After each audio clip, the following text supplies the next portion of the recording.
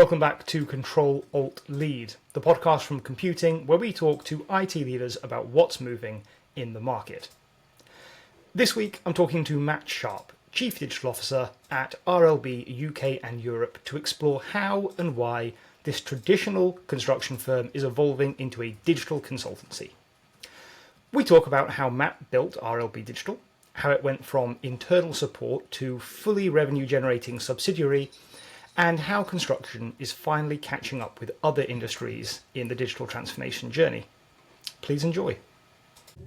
Matt, thank you for joining me today. Pleasure. You've come from RLB, big construction firm. So let's talk a bit about your role at RLB and what RLB Digital is. Yeah. So my role, I'm Chief Digital Officer for RLB UK and Europe. Gives me the privilege of leading IT digital data teams across the business. We've got a number of strategic pillars: IT to run the business, traditional functions, HR, finance, marketing, and we've been on a digital evolution of making us the best business that we can be. We also have digital value about how, for what we deliver as a product and outcome to our clients, is digitally enabled, data driven. So we have a huge strategy around digital advancement of our services. We've a global alignment, so RLB is a global practice spread all the way around the globe 24/7, and making sure we've got alignment on digital data strategies. We collaborate on the advancement there. We also support sustainability through digital. We've seen digital advancement be able to drive a change of way of working, but also importantly for me, we make sure IT and digital is sustainable in its delivery. IT is not the answer. At the same time, IT has to address sustainability. The more we use AI and data centers, the more energy we consume. So being conscious of our carbon footprint and being sustainable in delivery, IT is really important. And then we also have a pillar which is around digital revenues. So how can we look to deliver value to clients and make money through taking our services to the external market? And that's where RLB Digital came into existence. So we created an organisation and a branding to be able to take digital expertise to our construction and built environment industry. Okay, so you've set RLB Digital up as sort of a consultancy inside RLB, is that correct? Yes, it's a wholly owned subsidiary of RLB Digital to take digital advisory services to the outside market. We recognised over the years that we had developed expertise, digital data, IT, technology expertise within the construction life cycle. So from building concept through planning, through funding, through design, build, and then into operative buildings. There's very specific industry knowledge that then needs layering with digital data capability. And increasingly we were seeing clients ask us for help. The industry is going through digital change. Data is becoming really important, and then you get this explosion of AI interest. And so clients not necessarily able to answer those questions themselves were reaching out for help. And so we recognised that being able to help those clients was important, and we were increasingly being engaged not in support of traditional services, but directly to offer digital and data service to clients. When we realised that was the case, we also identified that our traditional contracts, insurances, our business setup were set up for traditional construction services, project management, building surveying, cost management that we do day in, day out, but they're not appropriate to deliver digital services. So we created an entity that was specific to delivery of digital services, advisory services and products to our clients.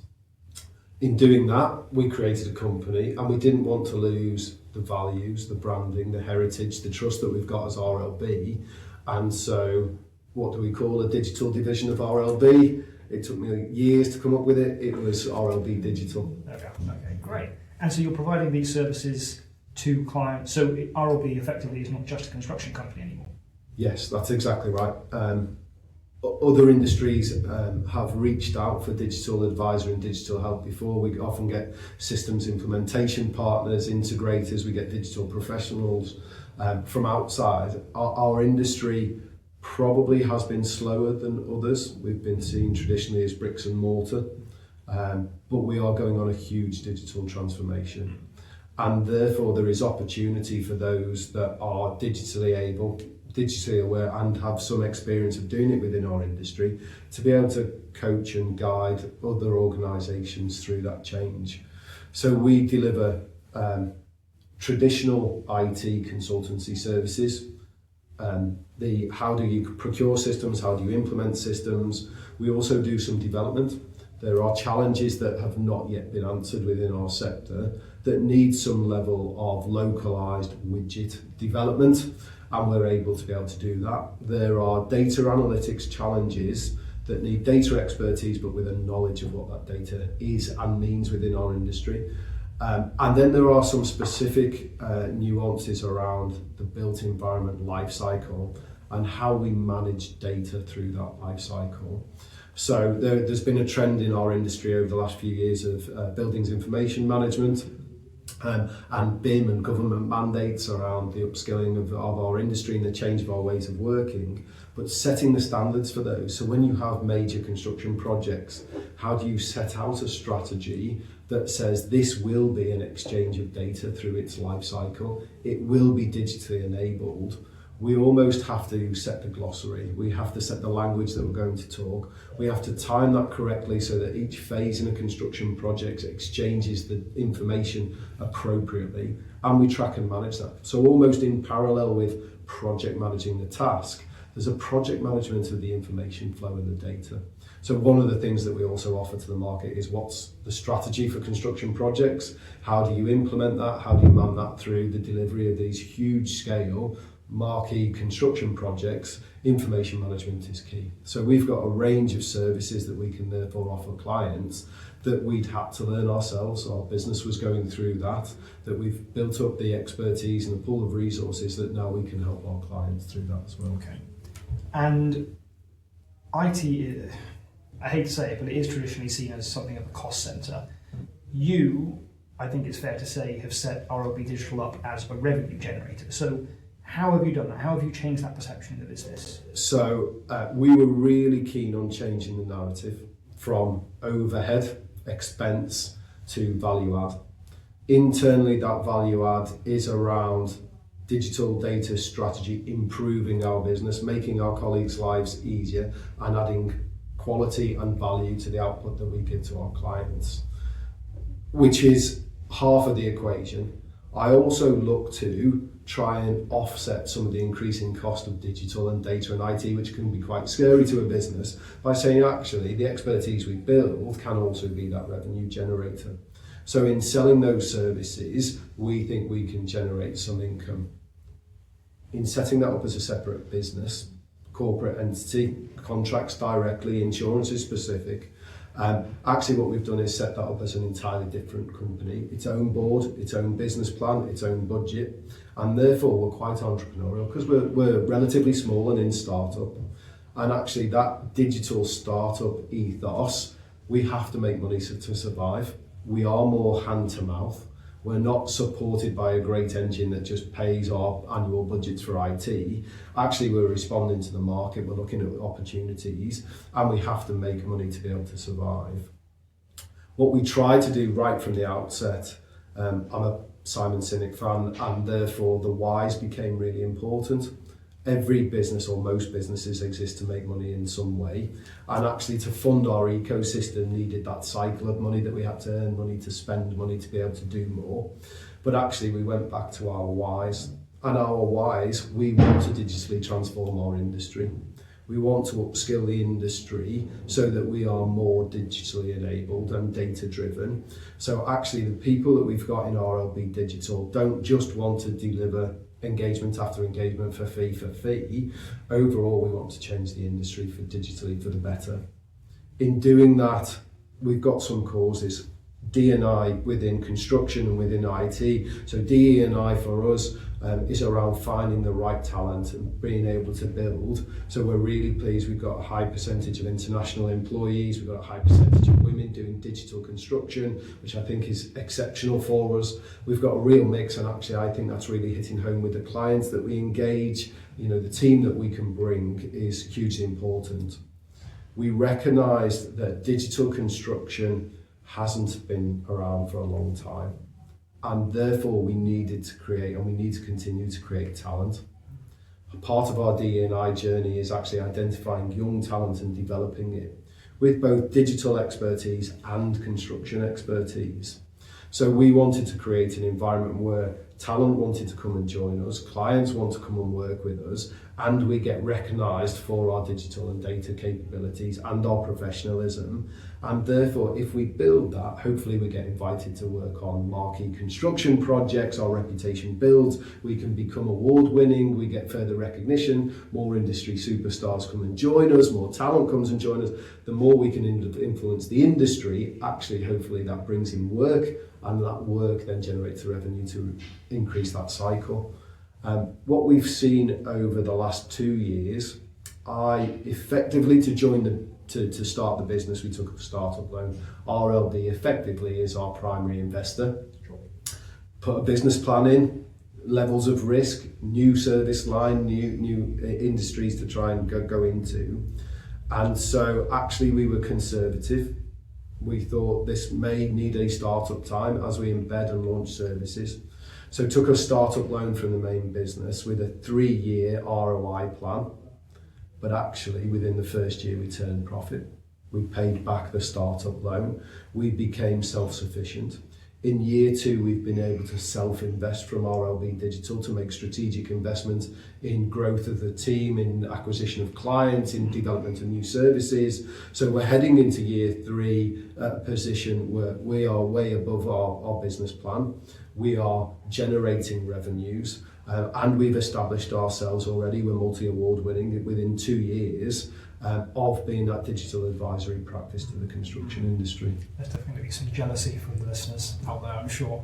I want to come back in a moment to you attracting talent, but first I want to come on to that talent development piece. You've spoken before about IT being subservient to the business rather than central to it, and you have been sort of trying to change that perception. So what role does professional recognition and how development play in that? Yes, so I mean, my career is now 25 years long, surprisingly. 25 years, and when I started, I think IT was still very much janitorial and behind the scenes. We were always delivering to other people for them to be able to breadwin. And actually we were there and provide the laptops, reset the passwords, give us the tools to be able to do our job. And increasingly, I think we are now shaping business strategy. And multiple industries I've worked across, construction, it really is happening now, that digital strategy, data enablement, the rise of AI actually brings IT, digital data specialists to the forefront. And we need to be respected peers alongside those traditional professions and traditional expertise to be able to shape the future of a business. So therefore, being recognised not as please go and perform task, fix this for me, but how do you help me shape the business, and where's this business going, and what does this look like? Technologists, in my experience, have a vision of the future, the art of the possible, that others are experienced in how we've got here. Actually, together we need to shape that future vision. We need to be tomorrow people. So being respected to be at that table. And I think we are seeing it. If I roll it back 5 years, 10 years, we were always in a constant discussion of a seat at the top table. Executive boards, CIO roles. I see that more and more and more. But if I look around that table, other C-suite executives are chartered and professionally recognised. You cannot be a finance director without being ACA and going through the ICAEW. In marketing, very similar. Most have gone through some IOD, professional training, so they have a broader expertise rather than just a traditional discipline, and they're professional and chartered. And what does that mean? Because in IT, We can collect a huge amount of certifications and professional training. And most people working through IT will have gone through that way. We may have trained in a discipline of project management and been project management qualified, but actually how do you then rise to be professional leader in a business context? And I think the professionalism route, when I joined construction, everyone else uses their post-nominals. That they're all chartered and they've all got qualifications, and as an IT person, I had my name. And I quite quickly sought out, well, what's the professional route for IT people? And found the BCS, British Computing Society, Chartered Institute of IT Professionals, and went through that route to become a Chartered IT Professional, which isn't around technical proficiency. It's not having a Microsoft certification. It's around the broader understanding and the whole breadth of what IT can mean to a business.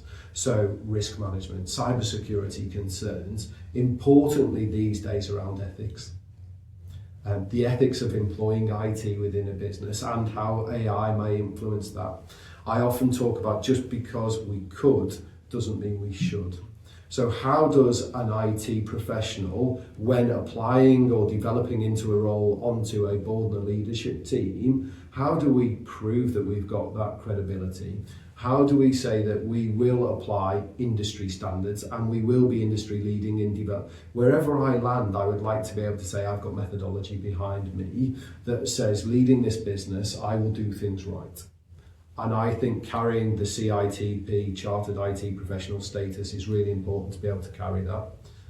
Industry assessed by IT professionals, monitored on a regular basis. If I go off piece, I can risk losing my Chartered IT Professional status. And therefore, what I think that does is provide a pathway for IT professionals, which we can be so diverse within the IT industry, of specialisms, of particular products, of stages in the IT development journey that we might be involved in. But having that overarching pathway, I think, is really important. And I've been a big advocate for the BCS. Starting at the bottom with registered IT technicians, I do things right. If I was looking for a gas engineer, they'd have to be gas engineer certified. If I want an IT technician, I'd love them to be IT technician certified. So are you helping people who join RLB Digital to get certified in that way? We do. So we have a pathway, RIT Tech, Advanced RIT Tech, all the way through to chartered status.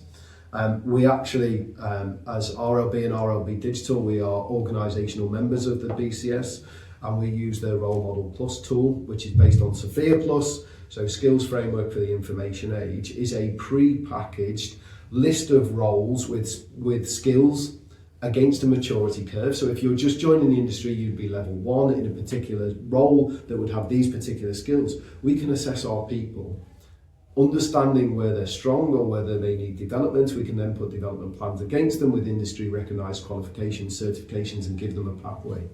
What it also does for my organisation is create career ladders. So actually, if I want to move sideways, what skills do I have to build? Or if I wish to move up, what do I have to layer on? So actually, our whole organisation from an IT development pathway is Role Model Plus, skills assessment, development criteria that builds alongside RIT Tech, Advanced RIT Tech, all the way up to CITP. And I've not had to invent that at all times. Now, I may have unique roles that I add some skills to, or that I adapt the job descriptions, but actually a large part of that for me is set out at an industry standard. So when I talk to my board, my people and culture director, we've got an industry standard that we can measure our IT people against. That also then allows me to benchmark outside of my organisation. So to be fair to my people, is construction behind on recognition of IT people and reward of IT people? Well, actually, I benchmark outside of industry. So if I want a software development or a project manager or a business analyst, actually, I'm not saying is that right within RLB. I'm not saying is that right within the construction sector. I'm saying generally on the market with these skills that we've been able to industry benchmark, I can say, are these appropriately rewarded and recognised, and are they on a fair career path with us? And I think that sets us in a really good stance to be able to have that development pathway for IT people and to be able to attract talent. So yeah, that's the next thing I was going to ask you about, and probably the final question I have for you. Construction is not traditionally seen as a very techie area. What effect has that had on attracting talent, and how are you getting past it if it's a negative effect? I think historically it has been negative. I go to a lot of industry conferences, talks, presentations, panel discussions.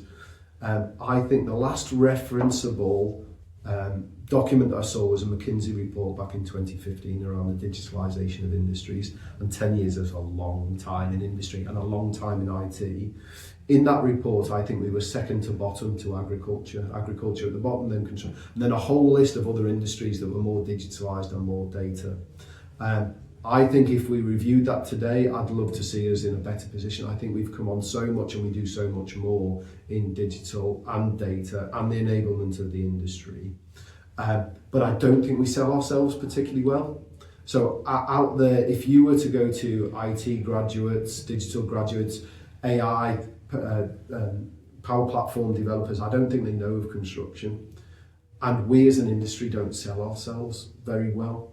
So we're not telling the story, involvement in the IT awards on an annual basis. I'm always really pleased if it's a construction related organisation that's there. And I think over the last couple of years, the likes of Rob Grieg and Steve Capper, we're there, we're doing some amazing things. And when it rises to the top, I think we're recognised. I don't think we do enough to sell ourselves and the opportunity. That's just for people who might not be aware, that's the UK IT Industry Awards, which we run with BCS. Yes, yeah, and has been won by construction industry leaders as IT leader and CIO of the year on a number of occasions. We are doing great things, we just don't sell it, and we don't sell it to those trying to come into our industry. The demand for digital and data, because we probably were slightly behind on the curve, means we're trying to catch up. The demand for that is massive in the industry, and so there's a demand for talent that we need to try and satisfy. And construction itself is such a great industry because of the social value that our projects create, the legacy that they've got. I was here in London, and I was at an industry function on the balcony on the south bank of the National Theatre. And it was a lovely summer's evening, and we're out on the balcony and we look out as the sun was setting and all the lights of London came on, and I was stood next to a gentleman and he looked out and he said, "That's not a bad CV, is it?" I said, "How do you mean?" And he said, "Well, that's mine, that's mine, that's mine." And his involvement in construction, the built environment, he just pointed out landmark London buildings that he'd been involved in. As RLB, I think we've been involved in most. And I think across the construction industry, we are involved in so many fantastic projects. And now they all have digital twins and they're all digitally modelled and we're all doing data. We've got IoT devices. Actually, whatever role you play as a digital specialist within construction, you will leave fingerprints on most of these major projects, which is such a substantive CV to be able to have, that you've had that. The buildings have a purpose, whether it be sports venues or theatres or hospitals or education facilities. Actually, the buildings that we create have purpose, and then your CV is leaving behind those buildings for a long term. So I think not only from a digital data perspective of selling ourselves, but selling the projects that we're involved in, I think there's huge opportunity for us. And I think now, with the professionalism, with the recognition, with the strategic influence, what a great time to join the industry and really be able to shape it. Absolutely. Matt, that's all the time we have, unfortunately, but thank you so much for joining me today and talking all about RLB Digital. That's been great. Thank you very much for the opportunity. Right, thank you. Thanks for listening to this episode of Control Alt Lead.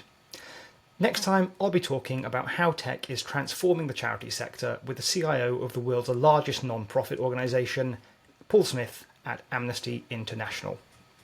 Until then, you can always head over to computing.co.uk for more IT interviews, research and analysis.